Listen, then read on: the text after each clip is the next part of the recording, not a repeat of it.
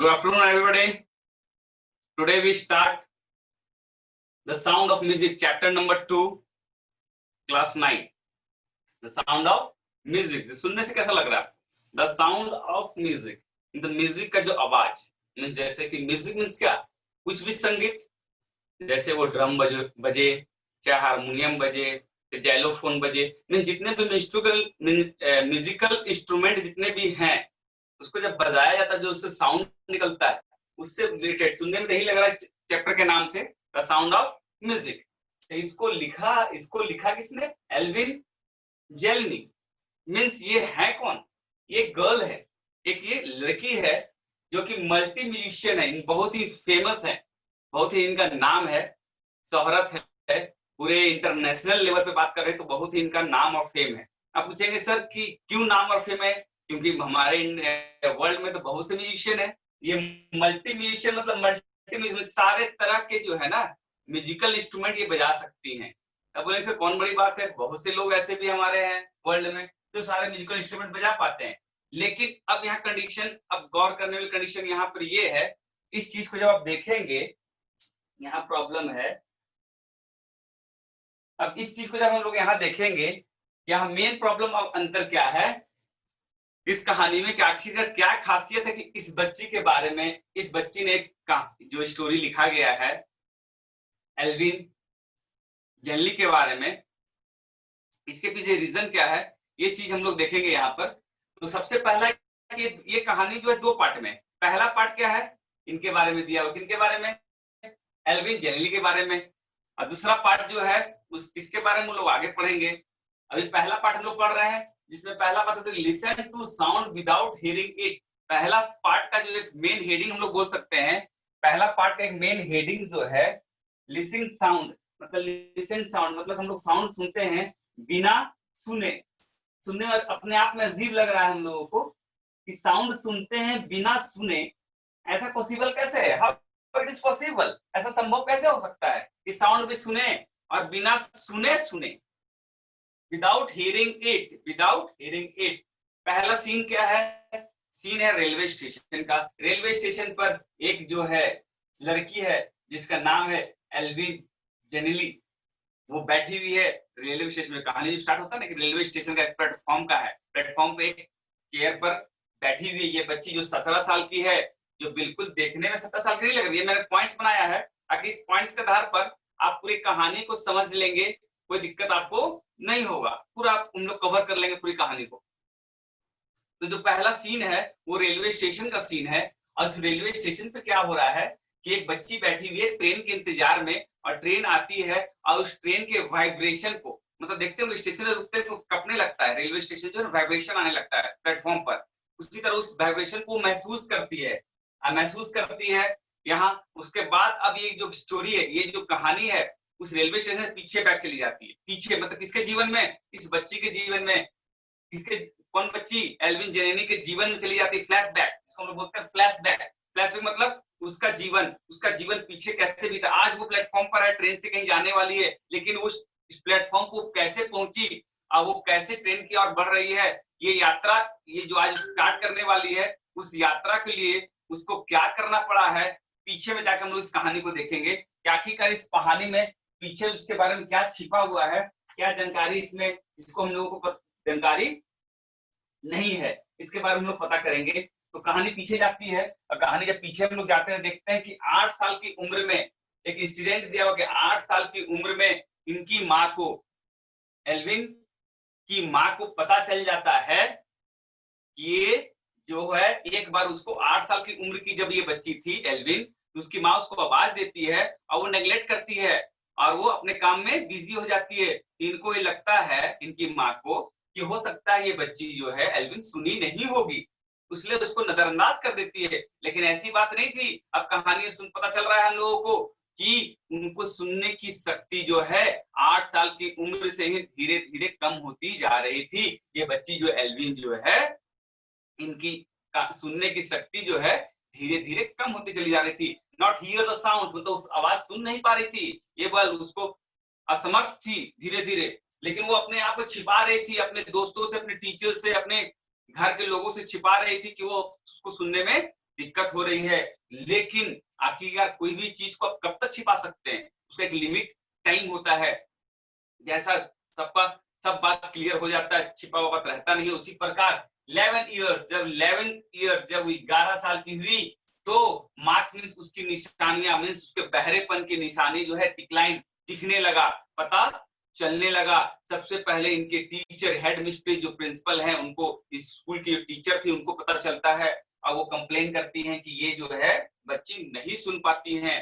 तो उनके प्रिंसिपल जो हैं इनके मम्मी पापा दोनों को बुलाते हैं, अब बताते हैं कि देखिए आपकी बच्ची जो है सुनने इसको बहुत प्रॉब्लम हो रहा है, कि क्लासेज में अटेंटिव नहीं है, क्लास को अटेंड नहीं कर पा रही, टीचर्स कुछ क्वेश्चन पूछते जवाब नहीं दे पाती है, आई थिंक सो ये छिपा रही थी कितने दिनों से, आप इसको कंसल्ट कीजिए। किससे कंसल्ट करें? स्पेशलिस्ट, मतलब डॉक्टर। यदि प्रॉब्लम है डॉक्टर से कंसल्ट करना होगा ना, तो इस चीज को हम लोग इसको डॉक्टर से जाके दिखाना होगा, डॉक्टर को समझा दिखाना होगा।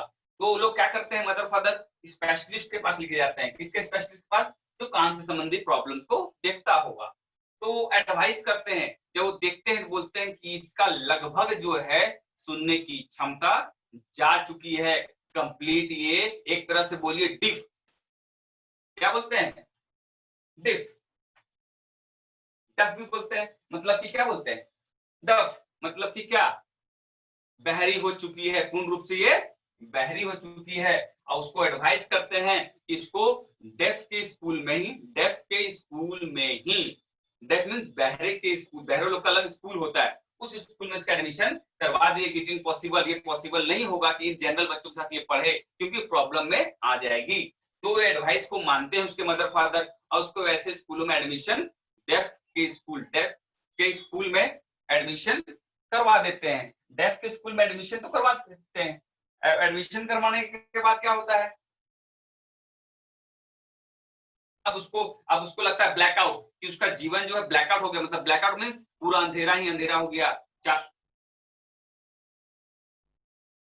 चारों तरफ पूर्ण रूप से अंधेरा हो गया, अब कुछ भी इसके जीवन में कुछ बचा नहीं। लेकिन इस बच्ची ने हिम्मत नहीं हारा, बोला कि नहीं, मैं ऐसा ब्लैकआउट का जीवन, इतना अंधकार का जीवन नहीं बिता सकती हूँ, मैं नॉर्मल लाइफ जीऊंगी, मैं सिंपल लाइफ जीऊंगी जैसे सभी बच्चे जीते हैं। और वो स्कूल में एक बार जब क्लासेस चल रहे थे तो म्यूजिक इंस्ट्रूमेंट बज रहा था, म्यूजिक इंस्ट्रूमेंट जेलोफोन, जेलोफोन बज रहा था। और जेलोफोन नहीं समझते हैं, बड़ा सा एक रहता है जिसको हम लोग बोल सकते हैं वो केसियो टाइप का होता है बड़ा सा, तो जेलोफोन बज रहा था। और वो अपने फ्रेंड से बोलती है, म्यूजिक क्लास जब चल रहा था उसके स्कूल में, डेफ के स्कूल में, जब बहरों के स्कूल में, तो जनरल स्कूलों में, तो वो बोलते हैं उसको कि नहीं, तुम बजेगा, तुमसे नहीं हो सकता, क्योंकि तुम नहीं सुन सकती, तुम उसको बजा भी नहीं सकती हो। और उसको सारे टीचर्स जो हैं अप्रिशिएट नहीं करते उसको, उसका हौसला बढ़ाने के छोड़कर उसके हौसले को और वो डाउन करते हैं। कोई भी टीचर्स उनका हेल्प नहीं करता इस बच्ची का, एल्विन का। हम बोलते हैं तुमसे म्यूजिक इंस्ट्रूमेंट नहीं बज सकता है।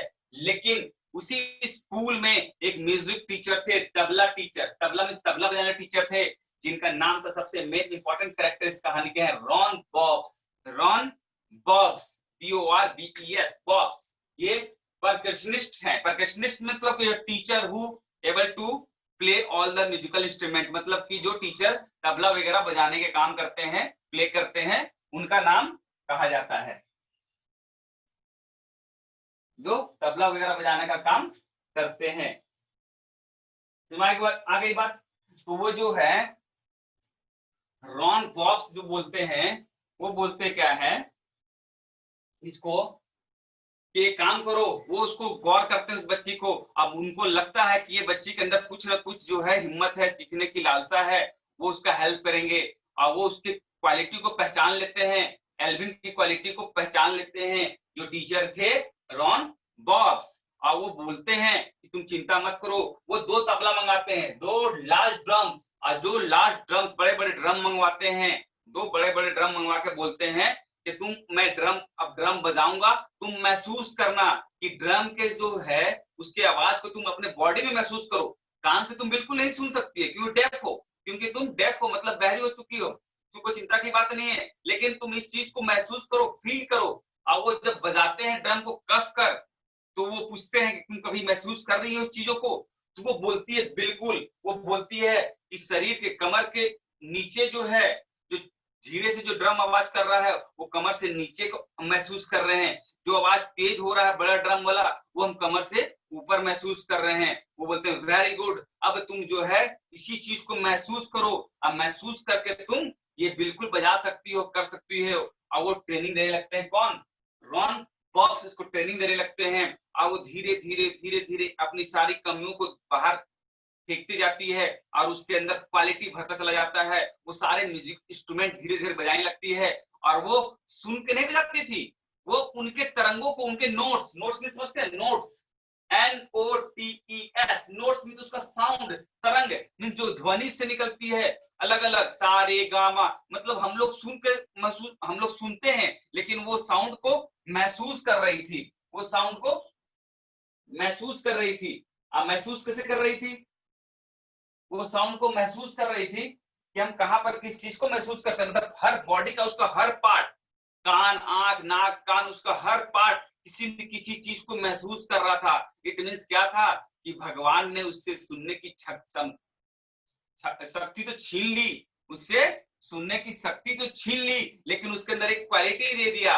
भगवान किसी को जब प्रॉब्लम देते हैं ना तो उससे दुगना उसका सॉल्यूशन देते हैं, but we have to find that, लेकिन हमको उसको खोजना है, पहचानना है, जानना है। कभी भी नेगेटिविटी अपने माइंड में नहीं आने देना चाहिए, हमेशा पॉजिटिविटी अपने माइंड में हमें रखना चाहिए। तो भगवान ने उससे तो वो चीज प्रॉब्लम तो दिया, लेकिन उसके बदले में जो क्या दिया कि सारे म्यूजिक के तरंगों को, नोट्स को वो अपने पूरे बॉडी के हर पार्ट्स में महसूस करती थी, जो इसके लिए बहुत ही पॉजिटिव हुआ। इस कारण से वो धीरे धीरे सारे इंस्ट्रूमेंट्स को बजाना सीख गई और उसकी जो इच्छा थी, कहाँ पे एडमिशन लेना था, उसकी इच्छा थी royal academy of music, royal academy of music, याद रखिएगा नाम, रॉयल एकेडमी ऑफ म्यूजिक, जो सबसे बड़ा म्यूजिक स्कूल था, कॉलेज था लंदन में, उसमें उसको एडमिशन लेने की इच्छा थी। और वो उस एग्जाम में जब अपियर होती है, जब एग्जाम को देती है तो पूरे टॉप लेवल पे आती है, फर्स्ट रैंक उसका आता है। सोच सकते हैं कि इतनी, दूसरे बच्चे रहते तो बहरापन का जीवन बिताते और अपने जिंदगी को गुमनाम बिता देते, लेकिन ये कहानी हम लोग को इंस्पायर करने वाली है, इंस्पिरेशन देने वाली है, हिम्मत देने वाली है, प्रेरणा देने वाली है कि किस प्रकार एक बच्ची जो है, जो बिल्कुल बचपन में 8 साल की उम्र से ही बहरी हो जाती है और उसके बाद भी अपनी हिम्मत नहीं हारती है, और उनकी जो टीचर है रॉन बॉक्स उनका हेल्प करते हैं, जो तबला टीचर हैं, और धीरे धीरे उनको ट्रेनिंग दी जाती है, वो सारी चीजें सीख जाती है और उसका जो इच्छा था, उसका जो ड्रीम था, जो सपना था royal academy of music London में एडमिशन लेने का, वो एडमिशन भी ले लेती है और वो फर्स्ट रैंक लाती है, फर्स्ट टॉप करती है। और टॉप करने के बाद वो सोलो परफॉर्मेंस करती है, मतलब अकेले अकेले जितना एक परफॉर्मेंस, वो खुद से सारे इंस्ट्रूमेंट्स को, म्यूजिकल इंस्ट्रूमेंट को बजाती है और वो फ्री कंसर्ट करती है। कंसर्ट मतलब कि प्रोग्राम देती है स्कूलों के लिए, हॉस्पिटल्स के लिए, ताकि उस पैसों से उस स्कूल के बच्चों को और हॉस्पिटल के बच्चों को फ्री ऑफ कॉस्ट करती है। इसके लिए वो पैसे बिल्कुल नहीं लेती है, प्रोग्राम देती है, ताकि उनका पैसा जो है उन बच्चों के पास, उन हॉस्पिटल्स के बीमार लोगों के पास जा सके। इससे ये भी पता चलता है कि वो बिल्कुल ही हेल्पफुल थी और पूरे सोसाइटी के प्रति वो सोचती थी। उसके बाद 1991 में वो जीतती है सोलिस्ट ऑफ द ईयर अवार्ड।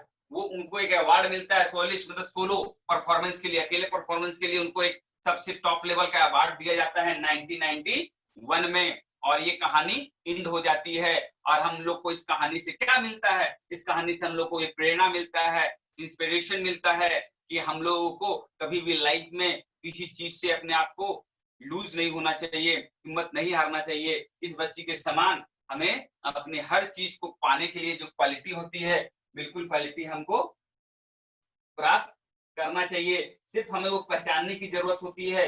बाकी यदि हम कहते हैं ना कि भगवान उसी की मदद करते हैं जो अपनी मदद खुद करता है। यदि आपके अंदर वो लालसा है जानने की, सीखने की, तो बिल्कुल गॉड आपका हेल्प करता है। अदरवाइज यदि आप खुद इच्छा नहीं चाहते हैं कि आपको पढ़ने का मन है, तो गॉड भी आपको हेल्प नहीं करेगा। इस प्रकार आपको ये कहानी जो है, साउंड ऑफ म्यूजिक, जो एल्विन जेनली के बारे में लिखा हुआ है, एक बच्ची के बारे में, बच्ची ने अपने लाइफ में कैसे इस चीज को सीखा, उसके बारे में थी। इतना ही। Thank you everybody.